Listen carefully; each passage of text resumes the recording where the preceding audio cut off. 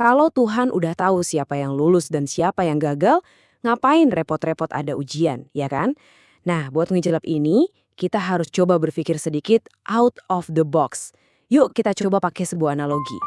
Halo semuanya, hari ini kita bakal ngobrolin satu pertanyaan yang gede banget. Pertanyaan yang mungkin pernah mampir di kepala kita semua, dan jujur aja, kadang bikin sedikit gelisah. Ini menyangkut keyakinan dan juga rasa keadilan. Nah, ini dia nih paradoksnya. Di satu sisi, kita percaya Tuhan itu Maha Tahu, ya kan? Semuanya udah tertulis. Tapi, di sisi lain, kita juga dituntut buat bertanggung jawab atas apa yang kita lakukan. Lah, gimana ceritanya?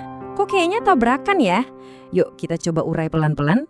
Oke, untuk bisa ngebongkar ini, kita mesti lihat dulu dasarnya. Coba deh, bayangin. Dalam Islam itu, hidup ini seperti sebuah ujian.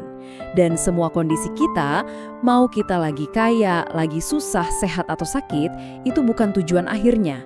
Itu tuh semacam soal ujian yang didesain khusus buat masing-masing dari kita. Dan ini teman-teman, poinnya penting banget. Takdir itu ternyata bukan satu hal yang kaku, yang pukul rata sama semua. Bukan, ternyata ada dua bagian. Dan begitu kita paham bedanya, disitulah kita mulai bisa ngeliat letak keadilannya. Coba lihat ya di layar sekarang, kelihatan jelas banget kan pembagiannya. Ada ranah yang kita sama sekali nggak bisa pilih. Kita lahir di mana, orang tua kita siapa, penampilan fisik kita gimana, itu semua settingan ujiannya. Dan kita nggak akan dihakimi atas hal-hal itu. Tapi ada ranah lain yang kita punya kendali penuh. Apa yang kita lakukan, gimana usaha kita, pilihan-pilihan moral kita. Nah justru disinilah letak penilaiannya. Kutipan ini ngena banget. Jadi kaya atau miskin itu bukan hadiah atau hukuman loh. Anggap aja itu dua lembar soal yang beda. Yang kaya, soal ujiannya tentang rasa syukur. Yang miskin, soalnya tentang kesabaran. Soalnya beda, tapi inti ujiannya sama persis. Gimana respons kita? Oke, siap-siap ya. Karena dari sini ceritanya jadi makin wow, menarik banget. Kenapa? Karena ternyata dari sudut pandang Islam, ujian ini tuh bukan sesuatu yang dipaksakan ke kita. Coba deh renungkan sejenak. Gimana kalau hidup yang lagi kita jalanin sekarang ini sebenarnya adalah tanggung jawab yang kita sendiri yang milih, yang kita terima dengan sukarela? Ini bakal ngebawa kita ke sebuah kisah yang luar biasa tentang pilihan umat manusia.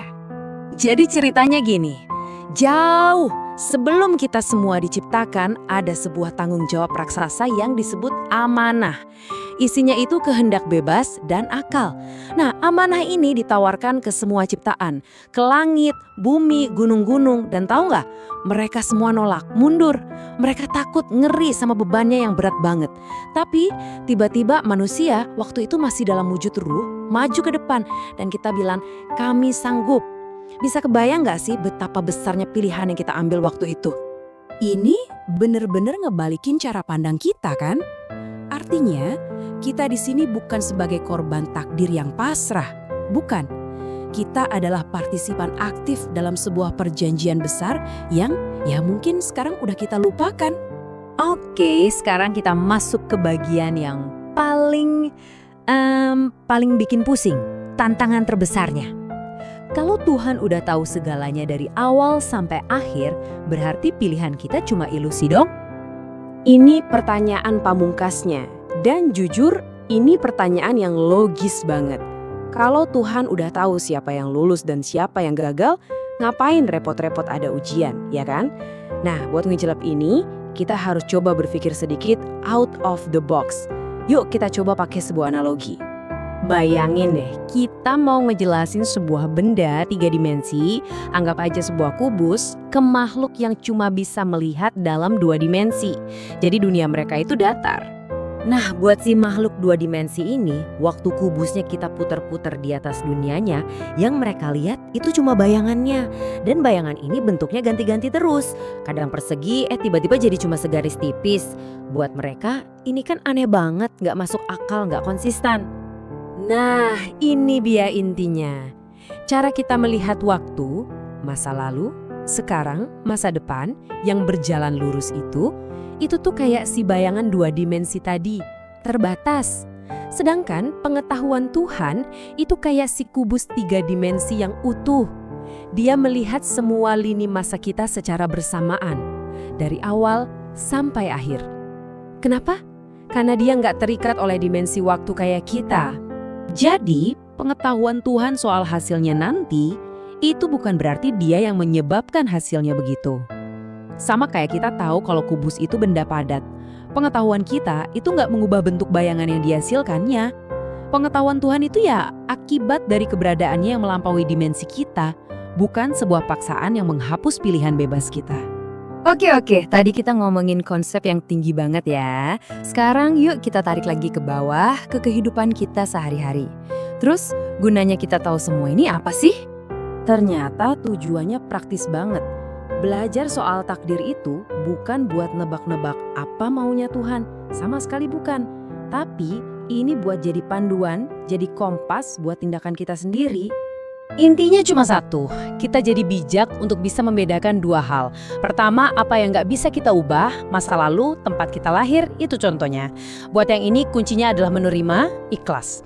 Kedua, apa yang bisa kita ubah, usaha kita, sikap kita, cara kita merespons. Nah, buat yang ini kuncinya adalah berjuang. Dan ada doa yang terkenal banget yang kayaknya merangkum semua ini dengan sempurna ya. Ya Tuhan, berikanlah aku ketenangan untuk menerima hal-hal yang tidak dapat kuubah, keberanian untuk mengubah hal-hal yang dapat kuubah, dan kebijaksanaan untuk mengetahui perbedaannya. Nah, sebagai penutup, saya mau ninggalin satu pertanyaan buat kita renungkan bareng-bareng. Coba deh pikirin, bagian mana dari hidup kamu yang selama ini kamu coba ubah mati-matian, padahal mungkin seharusnya kamu terima, dan sebaliknya, bagian mana dari hidup kamu yang kamu terima pasrah aja, padahal seharusnya kamu perjuangkan untuk diubah. Karena pada akhirnya, menguasai takdir itu bukan soal tahu masa depan, tapi soal jadi kapten buat pilihan-pilihan kita di sini dan saat ini. Terima kasih.